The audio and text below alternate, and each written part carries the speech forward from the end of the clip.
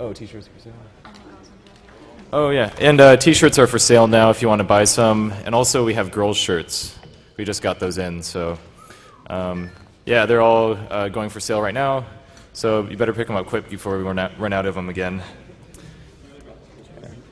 What's that? Oh yes, there's.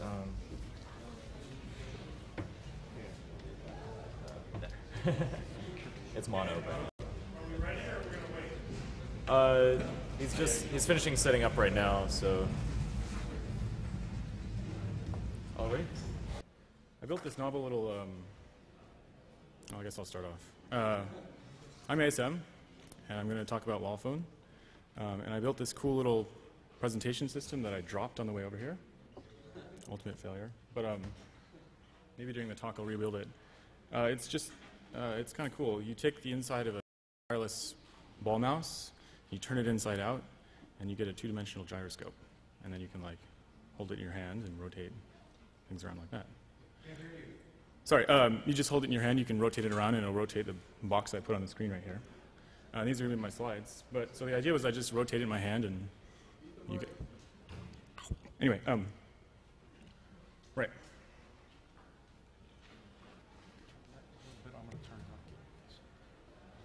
Okay, so the title of the talk is Lawphone, Exploiting Trust in Social Networks. And I'm just going to give a quick overview. First on VoIP. I know you've heard a lot about it today. Then I'll talk a little about social trust networks, old subject, and then I'll talk about Lawphone.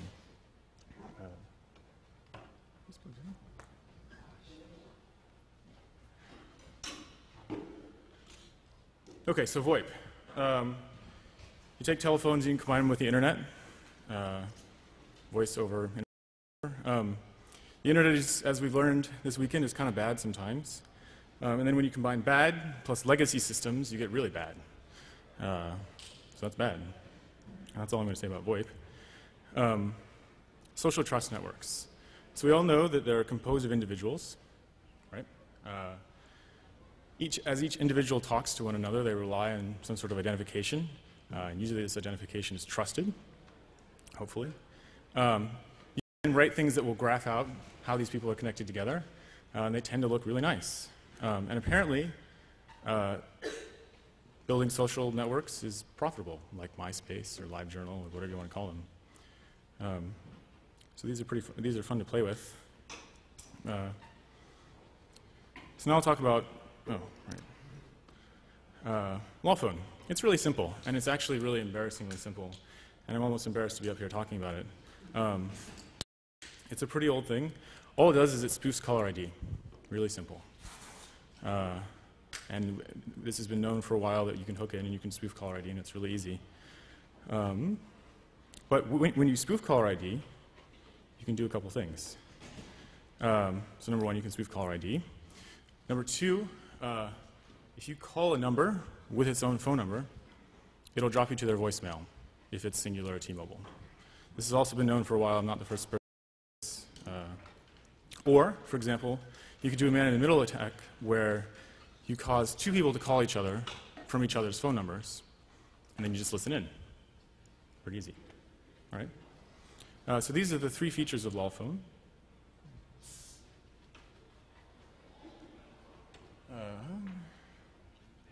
Right.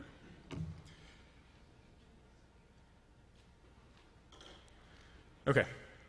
So now I can sit around with these features, and I can play around with them, and I can mess all my friends up. It's a lot of fun. But after a while, it gets old, and I sort of want to do something else with this. And so that's where the Lawphone card comes in. It's just a simple business card. I have one here. There's also one here. Not there. All right, so that's what it looks like. And the idea is I go out to bars, preferably where there are lots of women, and I give them this, and they go, oh, tee-hee-hee. And I say, hey, how devious are you? And I go, oh, well, I'm not very devious. And I go, okay, never mind. And I walk away. But if they say they're really devious or they get all interested or whatever, I say, okay, let's take a quick quiz. Would you call somebody with somebody else's number? If they say no, you move on. If they say yes, let's go a little bit further. Would you check somebody's voicemail anonymously? And they say, oh, well, maybe I'll do that. I don't know. We'll see. And you say, oh, well, would you have two of your friends call each other from each other's phone numbers, and then you listen in without them knowing. And if they say yes to all those questions, I give them the card. And I'll usually give them my email address, and I'll say, hey, if you find something interesting, send it back to me, but enjoy, have fun. And then they run off, and they do whatever they want to do. Where am I? Let's see. Okay. So one interesting thing about this is I have all the logs of all the phone calls, number logs. And so what I can do is I construct, I just track the calls and I construct what people are doing with the system. So for example, there's actually 2 maps here, and I've hash encoded the numbers so you guys can't steal phone numbers. But these are all unique people. And you can see one person is the target of one person who does them all the time. And then another person who does them sometimes, and another person who does them occasionally. But you map these social networks just by people calling each other's voicemail, or playing with their friends, or doing whatever. So I have some more maps here that we can look at. Here's another one. It's kind of intricate. Some of them get really large. I'm still working on the logging to even get it more intricate based on timing and stuff, but they're kind of cool. You can also see different personalities. Oops. So here's a pretty good work. It's kind of cool. And there's some people who are totally self-centered, and they just look like this. And so there are actually a lot of these. But one thing you can track is you can track how people pass on the number sometimes.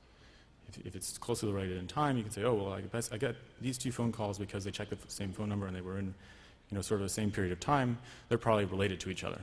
And so I can connect them on my social network. So that's mapping social networks through this weird lol phone thing that somebody came up with. I think that's all the networks I have. Yeah. So now I'm just going to take a little turn for a minute, because after this part of my presentation, I just have a lot of sound to play. And I figured that, while I have sound playing, maybe something should be listening to it. And so why not have a gigantic cortical simulation listening to it that you guys can look at and then fly around in? Why not, right? Okay, that's the end of that part. So let's see here. I hope this works.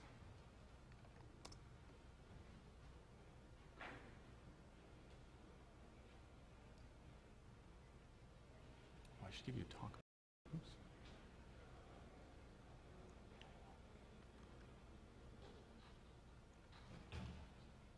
All right, let's go over. Oh, that's not the end.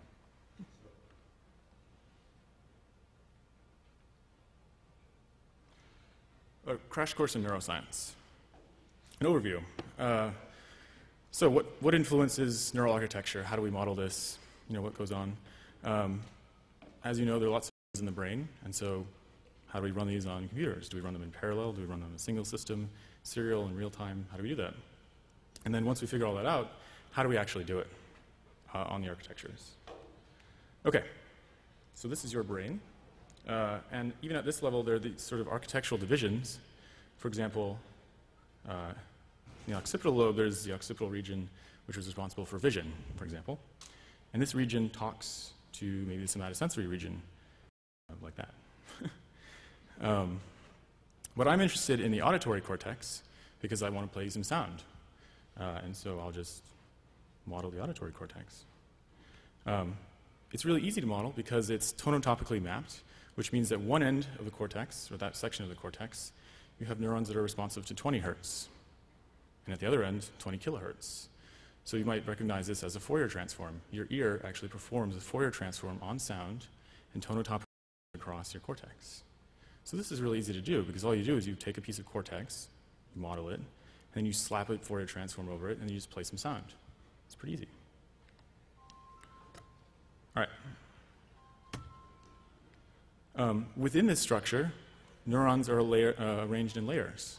And so one of the most important layers is layer 4, which is a highly interconnected layer.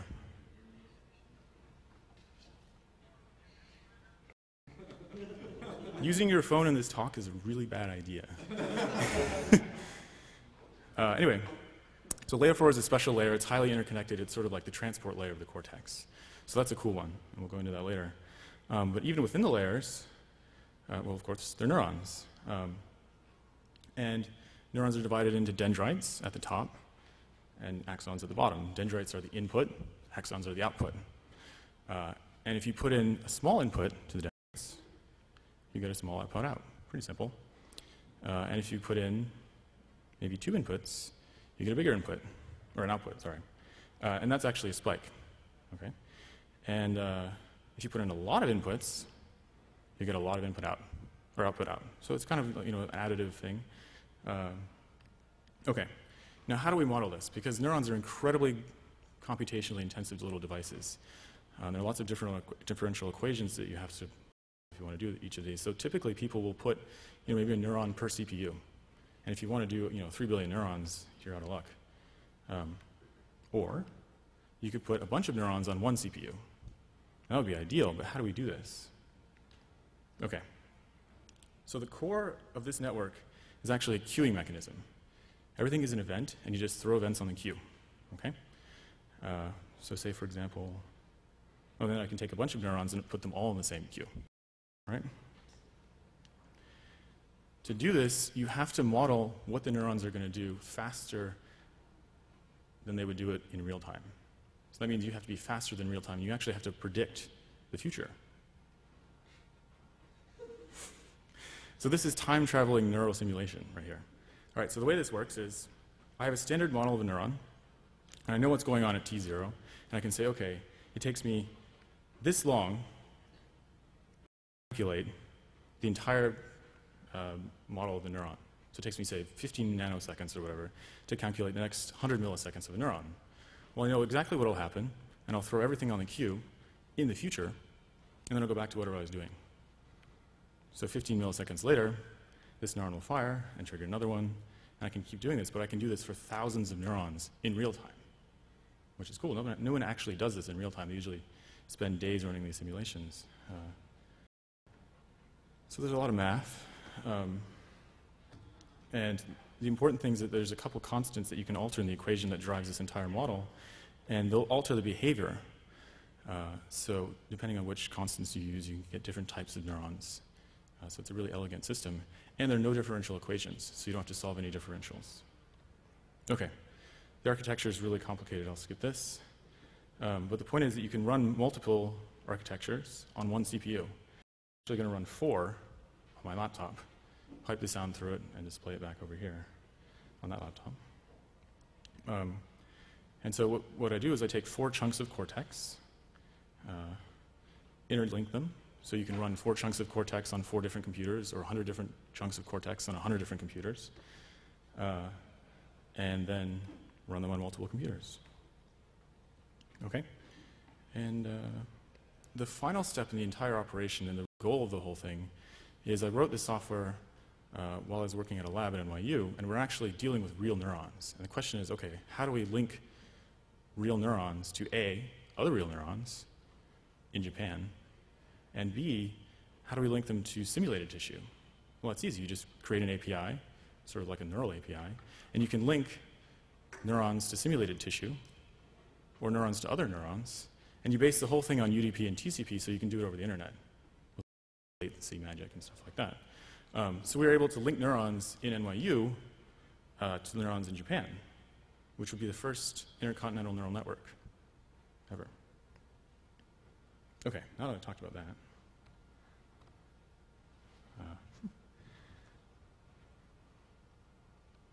let's see.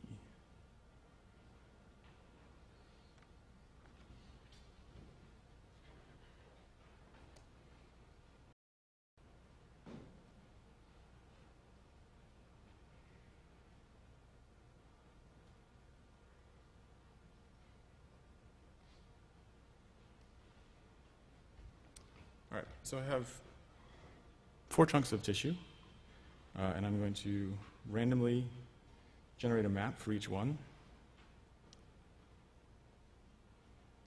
Takes a while.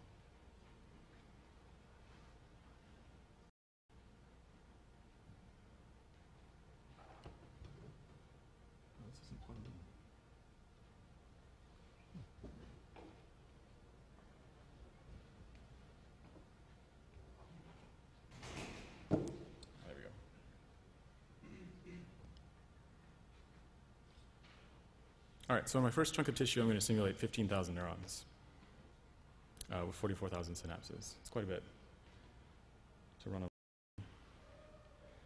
and I'm just going to play the couple law phone recordings that people sent back to me that I think are kind of funny while watching them on a neural network. All right, so it's all loaded up. It's ready to go.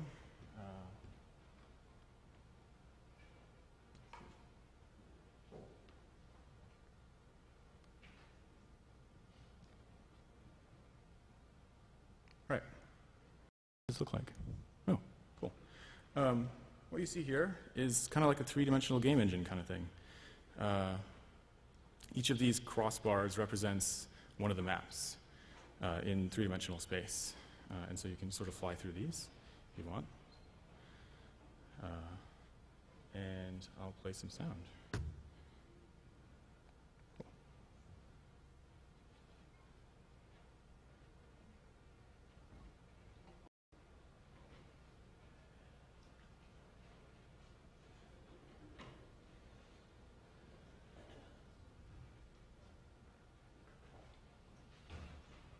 All right, so as I mentioned before, there's three main functions of LawPhone. There's spoofing, there's voicemail checking, and there's the man-in-the-middle attack. I'll start out with somebody who did a pretty clever spoof. It's kind of silly, but we'll just hear it.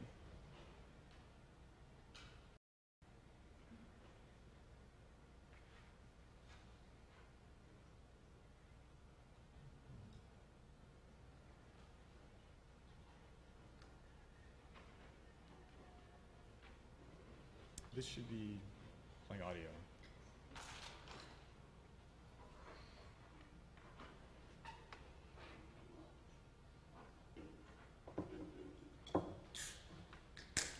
Can you turn up the audio on the mini?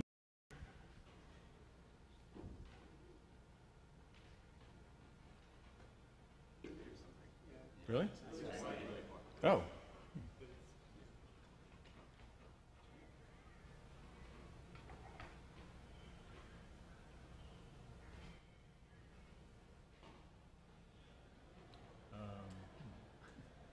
I don't know how much further I can turn it up on here.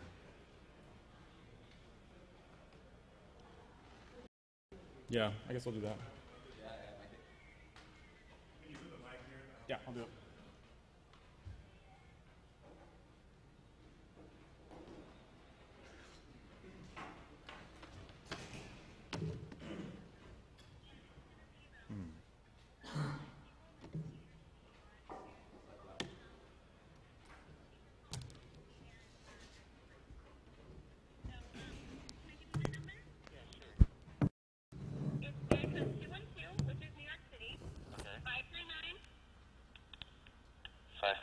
Can you guys hear this? Yeah. Cool. All right. 6652. All right.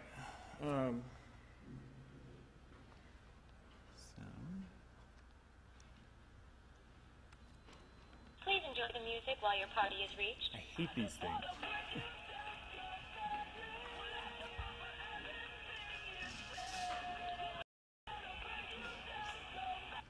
Hello? Hello? Hello? Yeah, this is him. Hi, this is Mary O'Brien. How are you today? I'm great. Who's this? What's up? Oh, I actually work for the Fox Network, and we're doing a new show for reality TV, and I saw your interview for American Idol, and I was just wondering if you're interested. It is short notice. It's about 2 weeks, and it is in New York City. Yeah, I don't think I can do that. I'm actually moving in 2 weeks and school starts and all that stuff, so I don't think I'd be able to do that. Well, can I give you a little information about it, and I can give you my number to change your mind? Sure. Anyway, so I think that was somebody, I don't really know the backgrounds of these calls, but I think somebody calling an American Idol contestant. One of the ones who won, I guess. Does this attach? Yeah. Sweet. And spoofing some sort of thing that they were going to fly him out and do some random stuff. It sounds like a bunch of girls doing like a practical joke kind of thing. So I get a lot of that kind of random stuff, not very exciting. But more importantly, over here, you could see neural activity while you're listening to stuff. So I should say that the bridge function is hard to get to work because you get two really skeptical people and they pick up and they're like, hello, hello, you know, what's going on? So play a short one that's kind of like that.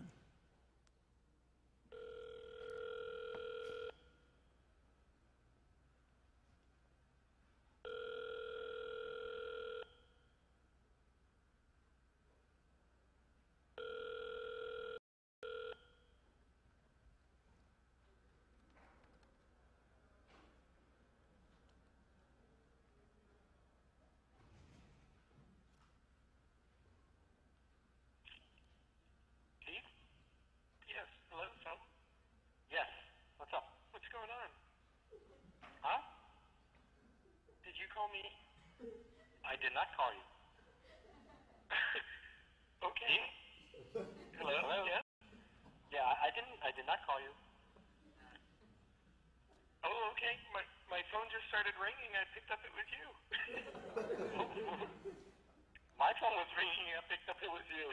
I didn't call you. Well, that was weird. That was very weird. Okay, well... Yes, well, that's good then, right? That was good. Yeah.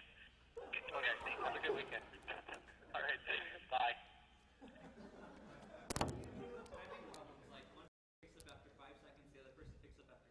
So that's an excellent question. I should tell you that this is all done in Asterisk, open source voice over IP system, and it has this archaic language that you use to code up a dial plan. And there's this little known function in one of the dial calls, oh, this is crashing, that allows you to fork a call when a call is answered. So you send it two places. So what you can do is if the first person picks up, you can fork the call to start calling the second person. So that's the way I do it.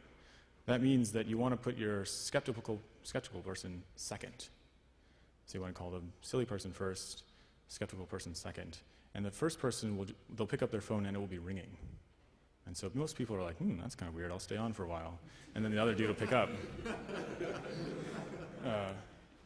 It's kind of bizarre. So I know there's ways to do it synchronously, so you initiate both phone calls. It's a little harder to do. You'd probably want to do it in other languages. There's a much longer bridge that was done really well. It's two guys. Well, I won't play all of it, but I'll play the highlights. Are these entertaining? Is this cool? Yeah? Okay.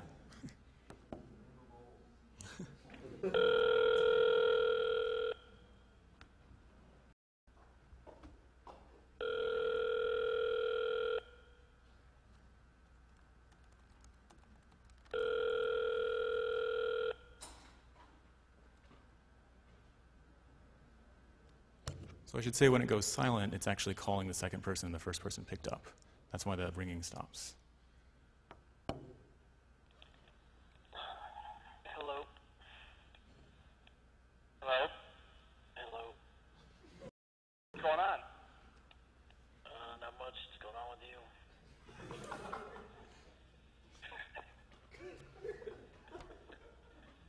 Hello? Oh, boy. Sounds like you're outside. Nope, I'm just waking up from a nap. You're waking up from a nap? Yep. So, what were you doing? Yeah, was you doing anything, or were you just napping? Just napping. So you're not watching the race? What race? I don't know, it's on the radio. You don't know what race is on the radio? No, it's on the radio. I'm not sure which one it is, though. What kind of race? Horses? Dogs? Cows? Cars. Oh, no, I'm not watching the race.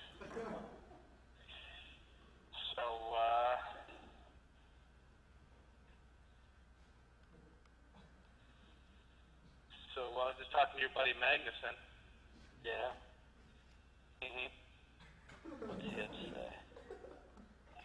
He's kind of slippery, you know that? Yeah, why?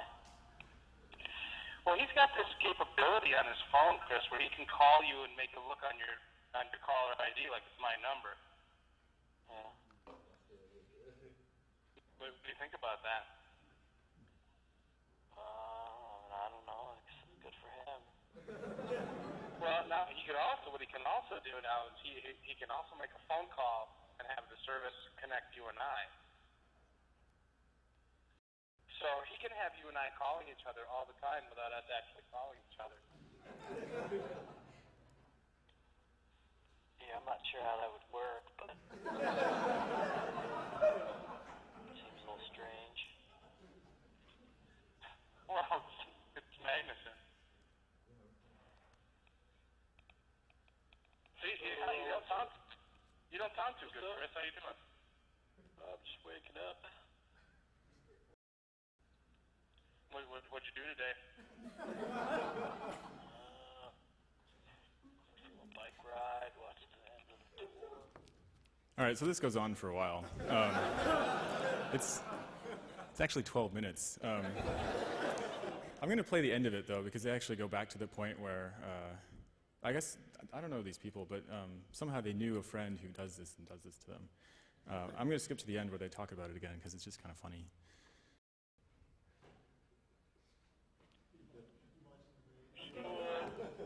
Did you get my email? Which one? About my coming through as your agent. Sexy pictures about 32 years old. Hey, I gotta hang up, Chris. I'm gonna start. About my coming through as your agent. It's in here somewhere. Oh yeah, but No, you called me. Oh, there we go. yeah, see. No, I didn't call. Did you call me? I wonder how that works with the caller ID that way. Can he? Yeah. You and I are sort of. He's gaining more and more control, Chris. Oh boy. All right. It took a while to find. It's right here. Sounds like he's crying. You realize the state that things are in now. I mean, from now on, he can make us call each other whenever he wants. Can he? Yeah. You and I are sort of. He's gaining more and more control, Chris. Oh boy. Who's your buddy? Midnight, your phone will be 2 or 3 in the morning. Your phone will be ringing off the hook from me, and it won't be me calling. You'll answer it, then my phone will ring. I wonder how that works with the caller ID that way. I don't know. So, all right, well, hey, I'm gonna let you go, even though I didn't call. Did you call me? Did you call me? Did I call you? I think I called you. Did you call me just now to start this conversation? No, you called me. Yeah, see. All right.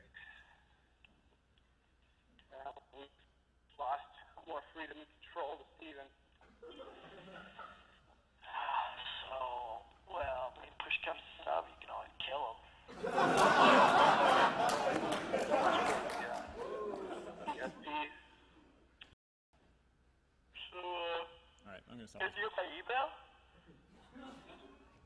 All right, so that's by far the most humorous one.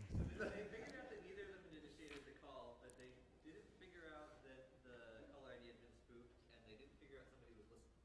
People are stupid. Yeah. I mean, technically the person can. On a side note, it's dreaming.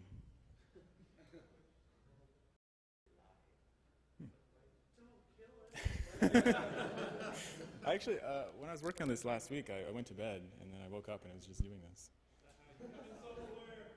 Anyway, it's going to... Yeah.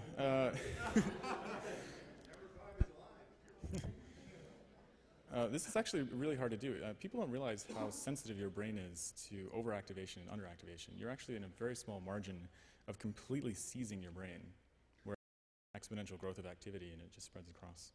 And that happens a lot in these types of things. Anyway, so those are cool bridge man-in-the-middle attacks. People usually figure out pretty quickly that something's weird. But they just don't really care, apparently. I've noticed that it works better with IRC because people are used to saying hi twice on IRC, not on phones. Yeah, so there's the aim man in the middles. Yeah, those work really well, much better than this. But this was kind of cool to get working.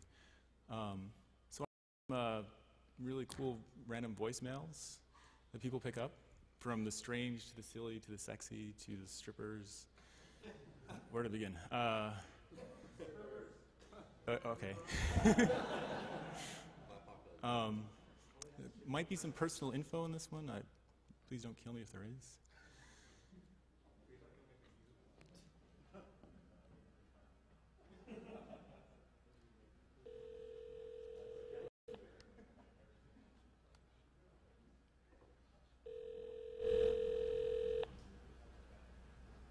Let me kill this.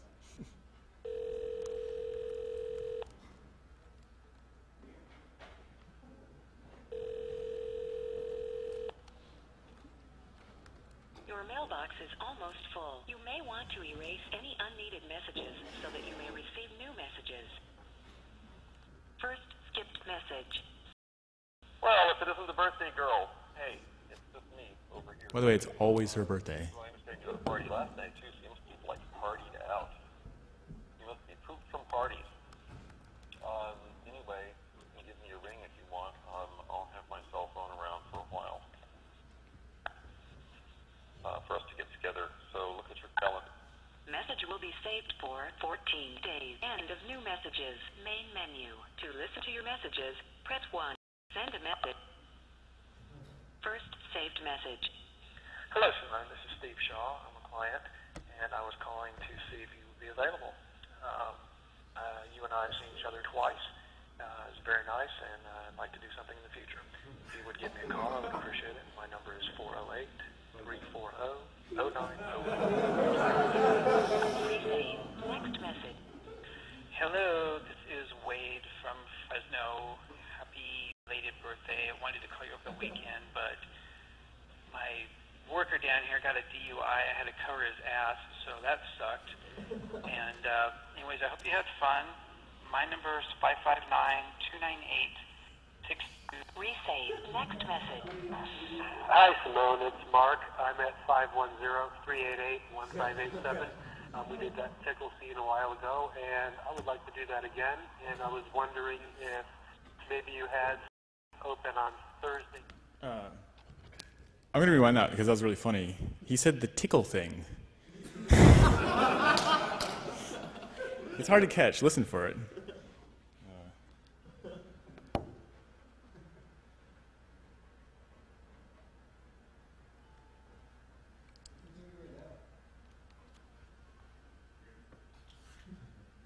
I don't know.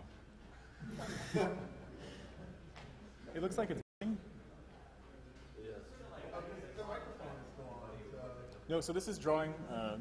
This is drawing audio directly from my laptop. That's kind of cool. I don't know. You see something different every time. It's a randomly generated map based upon a certain set of rules. So now it's probably dreaming again. Yeah, who knows? Let's see. The tickle thing. We did that tickle scene a while ago, and I would like to do. Resave next message. Hi, Simone. It's Mark. I'm at 510-388-1587. We did that tickle scene a while ago, and I would like to do that again. And I was wondering if maybe you had space open on Thursday evenings, this Thursday. So give me a call back, and I'll probably try you again here during your phone hours. Hope you're well. Okay, bye. End of message. To delete. Next message. Hi, Christine. This is Ray Martin, the guy who... So I don't know if you've been keeping track, but there's a different name every time. Christine, Simone, Crystal, I think. I don't know. So that sort of goes on the same way like that. Let's go to a strange one. How about that? It's labeled as strange. This is what just happened on Mind Freak, on the television, on the show called Mind Freak. Just walking down the mall, mind my own business, eat my plums and stuff. Up comes this guy. I think he's some kind of freak or something. He all takes one of my plums, turn it into a bug. So I'm like, I ain't trying to eat no bug. I ain't trying to eat no bug. I'm just trying to walk around the mall, eat my plum. That's my own business. Here he comes along. He turned my goddamn plum into a bug. To replay this message, press. Kind of weird. So I have this one labeled as silly. Should I keep going with these? Yeah. All right. This is what just happened on Mind Freak. This is what just happened on Mind Freak, on the television. That's weird. It's actually the same thing. All right, we'll go to a bitter one. This might be a little depressing. This is what just happened on Mind Freak, on the television. That's weird. Hold on.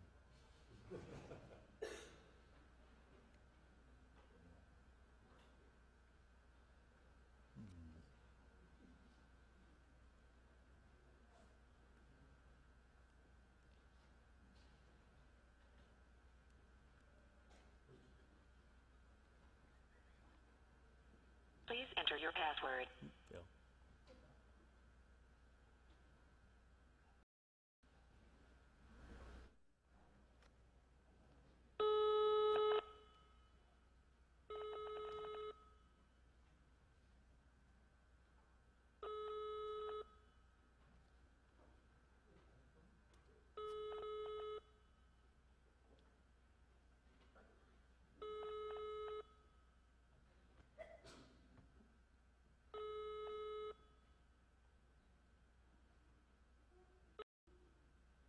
You have 1 new voice message and 17 saved messages.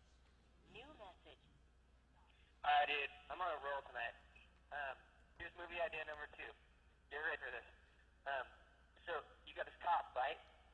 He's just totally loyal to the force, doesn't get top all the time.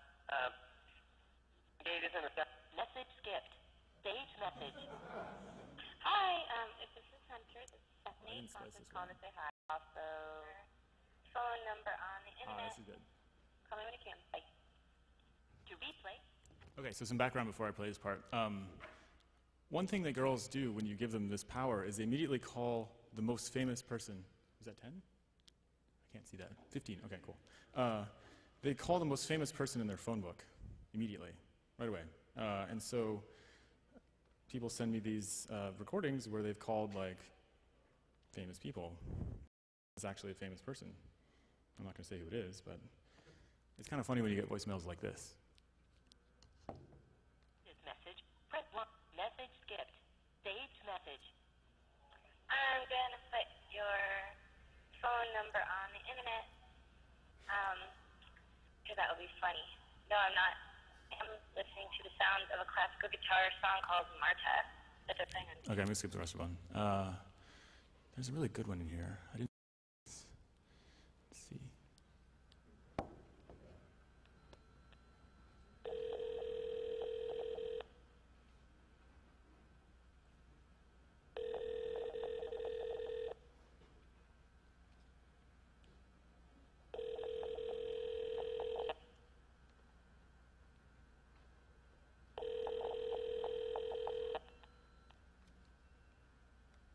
You have 8 saved messages.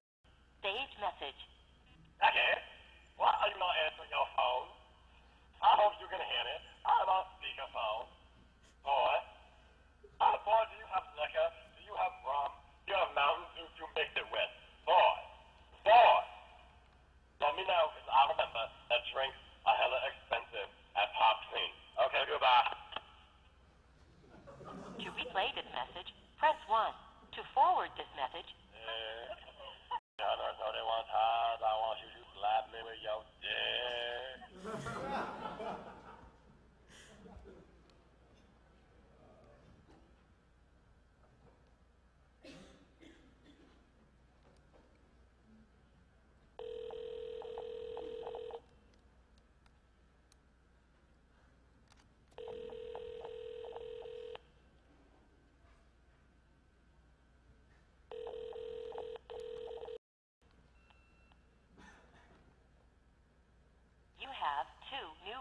messages and 3 saved messages. New message. Hey Val, it's Carlos. I just got your message.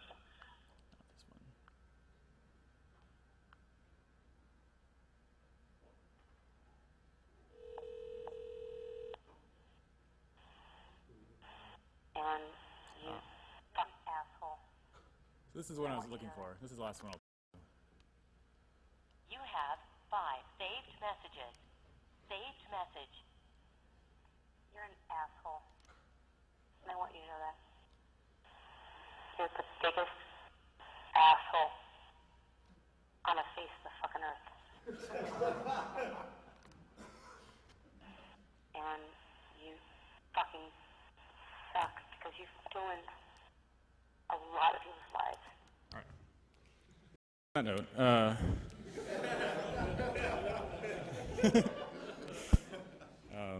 yeah, that's dreaming again. All right, questions. I know you guys have lots of them. What's up with the vertical line form sometimes? Yeah.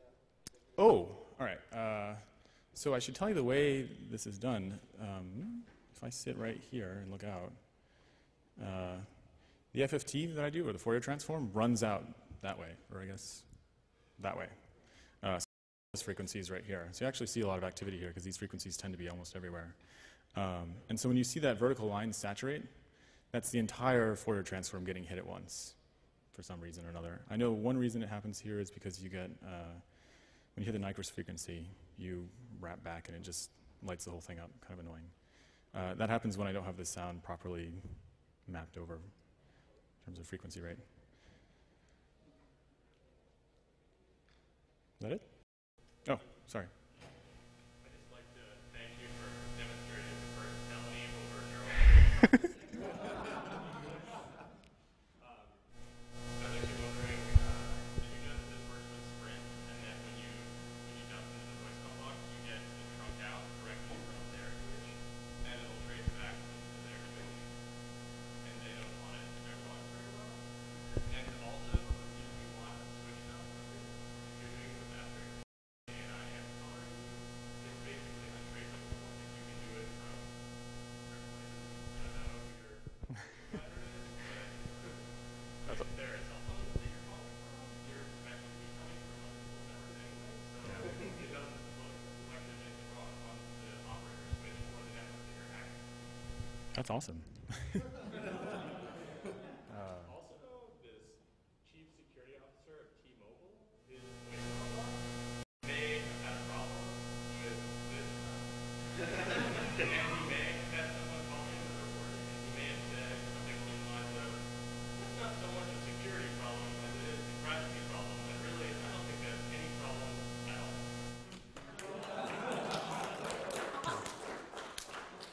Cool. I forgot actually. How much time do I have? 10? Yeah.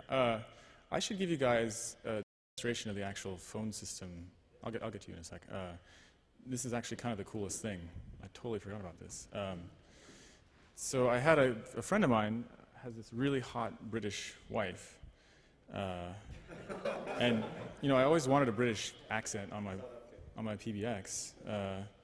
So I put together a script and I asked her to do it, and this should work.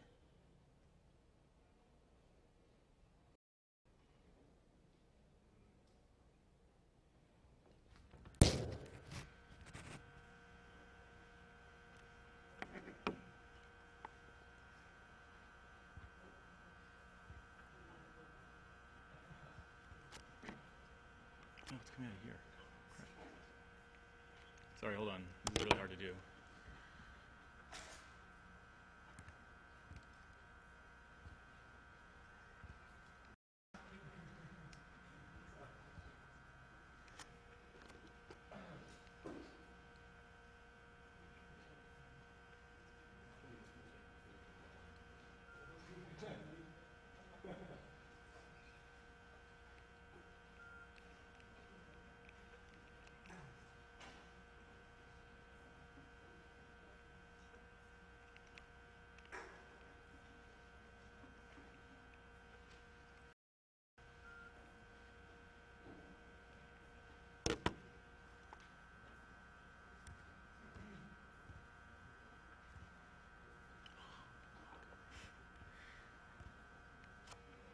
So what I'm trying to do is I'm trying to create an audio gateway between my phone and my computer.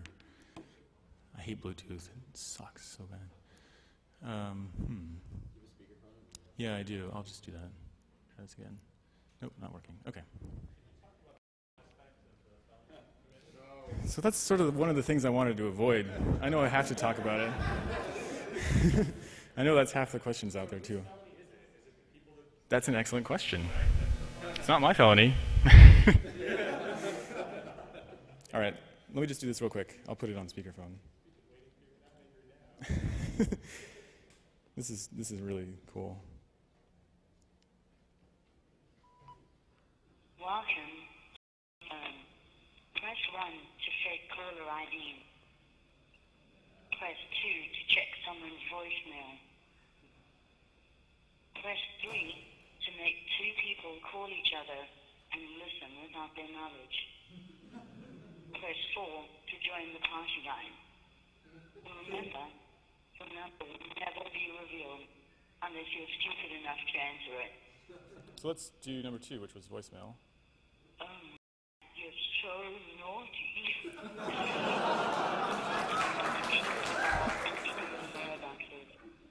The target star will ring with rare number. If they pick up, just try this again until they don't. Enter the number you wish to check, beginning with 1. Any volunteers? No? I don't know.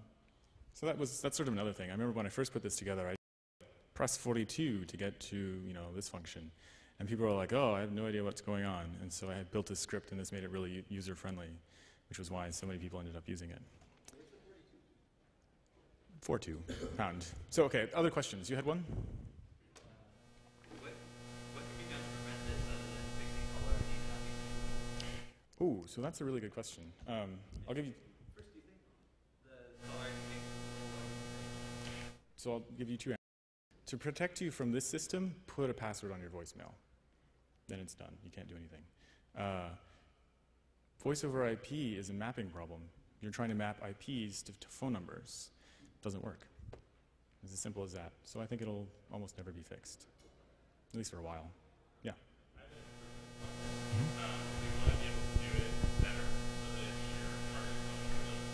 Yeah.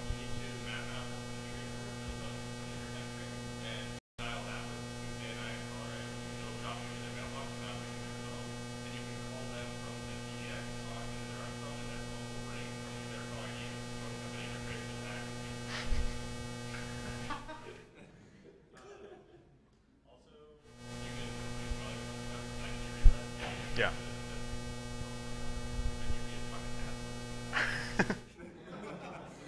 I'm already pretty much of an asshole, so.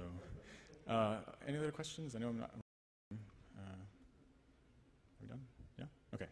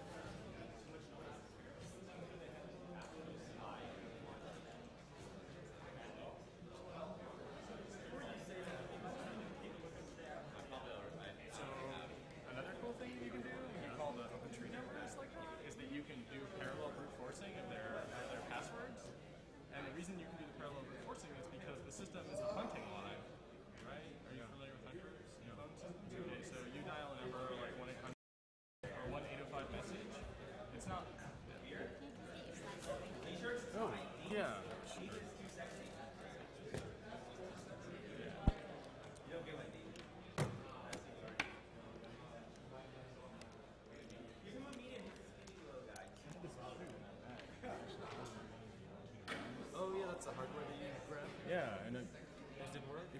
It's made out of Legos, and I broke it on the way over. Whoa. Yeah, Legos. I'll put it back.